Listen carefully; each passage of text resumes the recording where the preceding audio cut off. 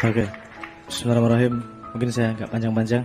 Enggak, tapi ini ada 3 pertanyaan saya jawab dengan satu konsep sekaligus. Ini tadi Cak Mat tanya tentang teori konstipasi, teori konspirasi, dan segala macamnya itu tadi. Terus pasrah itu kapan supaya pas dan bener, dan sekaligus ini minta menjawab Mas Alfian sing Tuhane udut kuwi mau. Neng enak Mas Tuhan iso ganti merek sak enake dhewe iki. Enak iki. Nek lagi kere ya Tuhane kere. Lagi sugih ya Samsu. Samsu ki rokok butuh komitmen. Nek udut tuh suwe banget kaya rabi wae udut. Suwene meng rokokan wae komitmen. Oke, ini saya ingin memberi sebuah konsep dasar. Ada 3 hal. Pertama, yang harus diawasi adalah prekonsepsimu terhadap sebuah konsep. Nanti saya jelaskan lebih jauh. Nomor 2 adalah pemahaman atas limitasi dirimu sendiri. Nanti saya jelaskan lebih jauh. Nomor 3 tentang konsep pasrah. Posisi pasrah apa dan di mana, itu konsepnya, garisnya harus jelas. Ini Mas, tadi yang tanya tadi tentang pasrah sama Mas Hidayat. Oke, Mas Hidayat. Oke, sebentar nyambung. Saya pengen menawarkan konsep yang selama ini saya pakai. Saya dalam hidup saya nggak ngomong ini harus kayak gini ya. Saya cuma menawarkan konsep yang saya pahami. Ini juga berhubungan dengan kesuksesan orang, berhubungan dengan bagusnya organisasi atau enggak, hampir berhubungan dengan segala hal dalam hidupmu.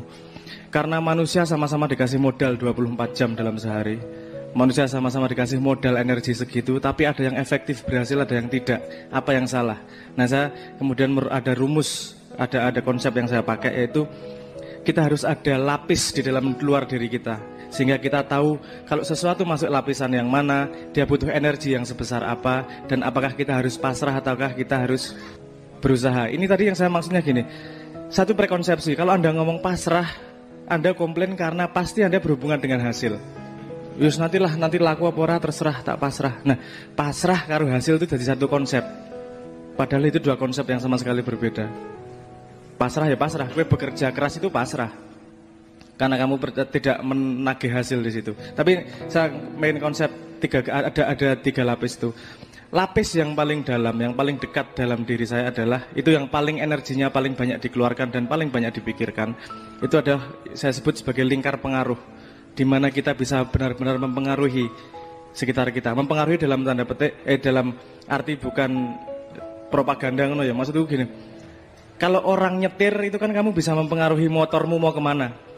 Jelas ya, itu namanya lingkar pengaruh pertama. Kamu benar-benar bisa melakukan sesuatu dan langsung di depanmu. Kamu langsung bisa melakukan. Nah, itu garis pertama. Saya sebut sebagai lingkar pengaruh lah, anggap baik gitu. Lapis kedua saya sebut sebagai lingkar peduli. Jadi saya memperdulikan, tapi saya tahu persis bahwa saya tidak benar-benar bisa merubah terlalu banyak. Kalau naik motor tadi lingkar pengaruh adalah yang nyetir, lingkar peduli adalah kamu yang dibonceng. Kamu kan pasrah sama yang nyetir. Ya memang bisa monceng belok kiri, kamu ikut belok kiri kanan karena kamu di atas motor. Kamu bisanya hanya peduli. Hanya awas hati-hati.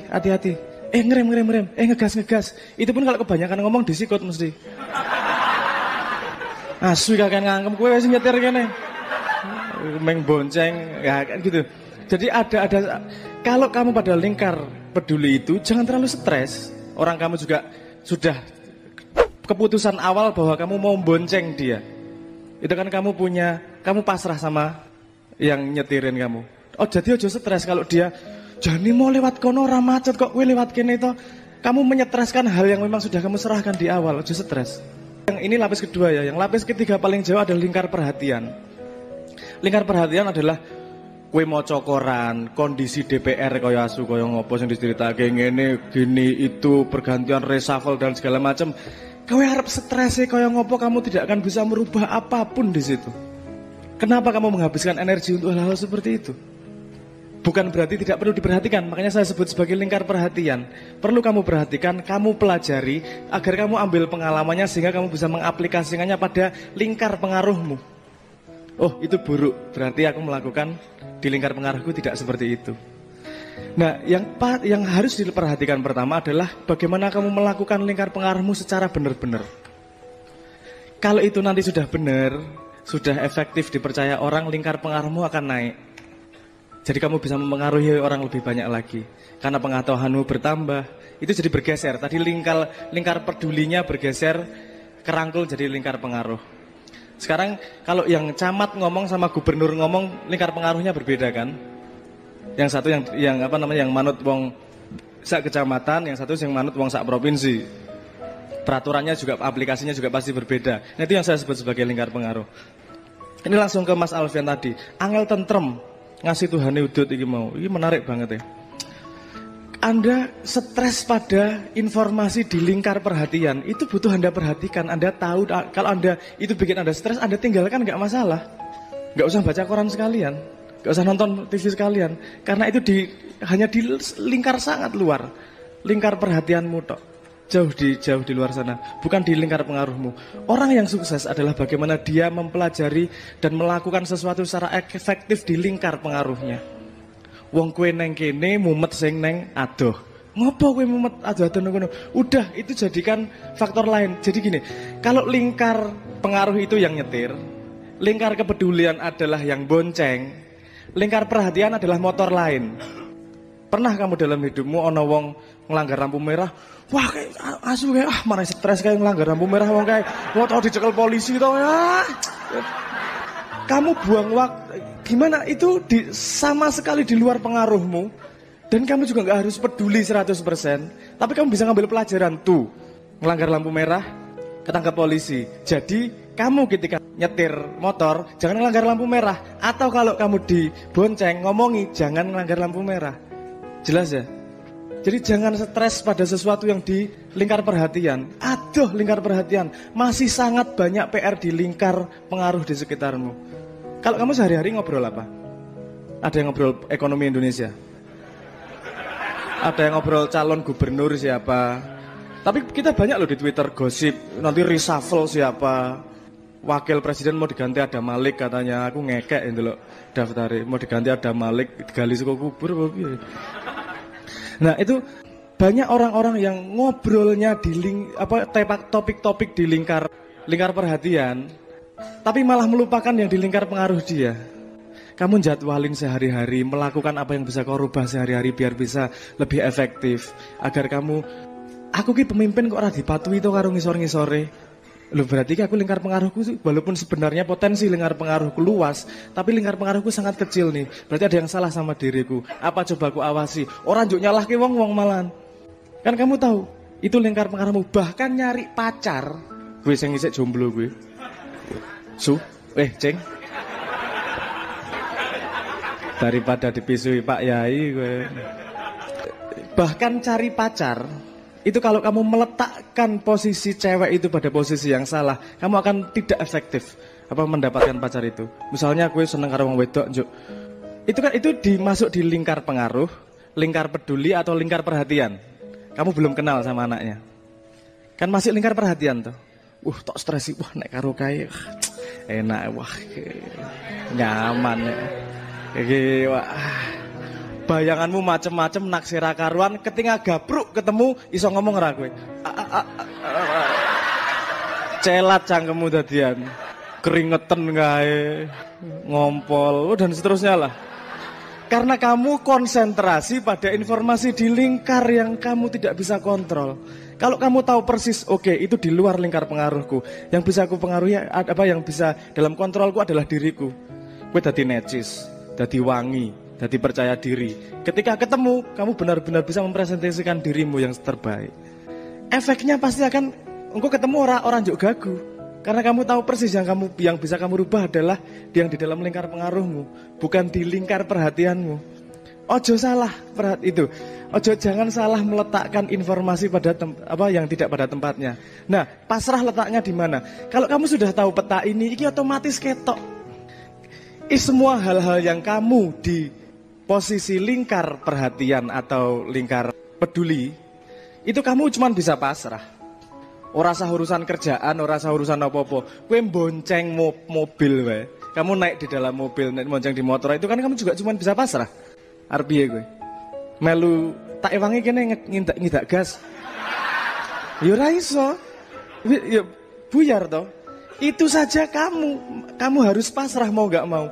Tapi ketika sesuatu masuk dalam lingkar pengaruhmu, Jangan pernah berhenti melakukan yang terbaik. Karena itu memang di depan matamu, kepasrahan. Tuhan memasrahkan sesuatu pada dirimu untuk kau perbuat dan kau perbaiki. Nah, nek kowe arep memasrahkan sesuatu kepada Tuhan agar diurusi, kowe kudu menyediakan diri kepada Tuhan bahwa nek ana sing ning ngarepku tak urusi dengan baik Tuhan. Aku akan memperlakukan makhlukmu seperti aku ingin diperlakukan oleh Tuhanku. Kan cetha ta? Logikanya jelas ya. Nah, ini benda hal-hal ini sesuatu di sekitarmu itu juga maju mundur iki. Kadang masuk ke lingkar kayak anak lah. Ketika di rumah masuk lingkar pengaruh. Nanti udah masuk sekolah, nah lingkar kepedulian nih. Jauh lagi lingkar perhatian, nanti mendekat lagi dan terus-terusan itu. Kemampuan untuk melihat secara tepat informasi apa masuk pada lingkar apa, itu yang disebut kebijaksanaan. Jadi Anda perlu benar-benar perlu kebijaksanaan untuk memilah. Karena kalau kamu dalam hidupmu dengan jelas memilah itu akan efektif hidupnya. Kamu mengerjakan hal-hal yang memang benar-benar merubah sesuatu. Jadi nek kowe pengen ngerubah Indonesia, stres karo Jakarta, tak takon meneh itu lingkar pengaruhmu atau lingkar pedulimu atau lingkar perhatianmu. Bukan berarti dicuekin ya, tetap diperhatikan. Karena kalau Tuhan ngijabahi suatu saat itu akan menjadi lingkar pengaruhmu. Dan ketika itu menjadi lingkar pengaruhmu, kamu harus siap dengan segala kebutuhan pengetahuan, kebijaksanaan dan cintanya. Ngoten nggih. Paham ya pertanyaan? Nah, ini saya ketakon. Ada teori konspirasi, itu lingkar pengaruh, lingkar peduli atau lingkar perhatian? Atau di luar lingkar perhatian?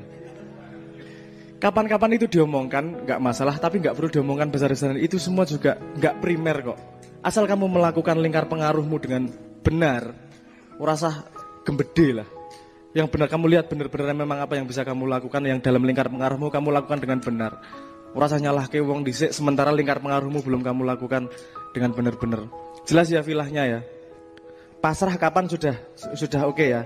Supaya pas dan benar. Tadi ada pertanyaan seperti itu, benar nggak? Nah, pas dan benar itu yang kamu maksud skenariomu atau skenario Tuhan? Oke, itu lingkar pengaruh atau lingkar perhatian atau lingkar kepedulian? Wes ya bisa ya, kita nggak stres dengan itu, yo ketawa mengguyu-guyon, nek maya standar gini. Supaya pas dan benar. Kalau pas dan benar menurut Tuhan, kamu nggak akan bisa tahu kapan titiknya. Yang bisa kamu lakukan adalah kusnuzon akan hasilnya. Karena kamu nggak akan pernah tahu kapan. Yang kamu anggap buruk sekarang bisa jadi mempersiapkanmu untuk kebaikan di masa depan yang kamu nggak pernah tahu. Ceritamu itu panjang dan kamu belum tahu perjalanan ceritamu sepanjang itu. Jadi untuk tahu tentang pas dan benar, itu kamu harus juga mau setia untuk melewati proses perjalanan itu. Mesti ngalami enak, ngalami ora enak, ngalami gelo dan seterusnya. Itu coba kamu perhatikan langkahnya, kamu belajar apa. Karena saya yakin kalau kamu berdoa minta, misalnya kamu minta mobil sama Tuhan, Tuhan tidak akan langsung memberimu mobil. Tuhan akan memberimu rezeki untuk bisa beli bensin mobil dulu. Kalau kamu langsung dikasih mobil, nggak punya duit untuk beli bensin, yang gue ngopo mobilmu? Komprehensif Tuhan itu mikirnya. Kue paling yo kermi babi bandingin menungso itu loh yang saya pernah ngomong itu loh. Jadi nggak pernah mengira kamu, ngopo tuh aku orang tekan-tekan kono. Jangan-jangan kamu dalam lingkar pengaruhmu belum lengkap kamu lakukan, belum lengkap kamu bereskan. Nanti kamu dikasih mobil, nggak bisa nyetir. Dikasih mobil, nggak bisa beli bensin. Dikasih mobil, malah gayang-gayanan. Kan kamu pengen diberi sesuatu sama Tuhan yang ingin mendekatkanmu kepada Tuhan. Ketika kamu mintanya sama Tuhan, pasti dikasih alat semua yang dikasih agar mendekat kepada Tuhan. Kalau menjauhkan, ya rasa dikasih sekalian. Apakah itu kalau tidak dikasih, apakah buruk? Baik, buruk, itu selalu butuh measuring stick bahasa Inggrisnya. Bahasa Indonesianya apa ya? Selalu butuh tolak ukur. Saya kita takon, dalam tolak ukur kesejahteraan, korupsi itu baik atau buruk? Buruk. Untuk rakyat. Kalau untuk yang korupsi? Nah ya toh. Baik, buruk itu sangat-sangat relatif. Kamu lihat dari sudut pandang mana, yang ngelihat siapa. Urusan kesejahteraan atau urusan pahala dosa. Urusan sekarang atau besok, atau masa depan, atau anak cucu. Nah, variabelnya amat sangat banyak. Kalau kamu mikir itu terlalu jauh, tidak akan ketemu jawabannya kecuali nunggu waktu. Daripada mikir itu stres, itu kan lingkar perhatian juga. Lakukan di lingkar pengaruhmu. Di lingkar pengaruhmu, lakukan sebaik-baiknya. Yang kamu tahu aku melakukan baik.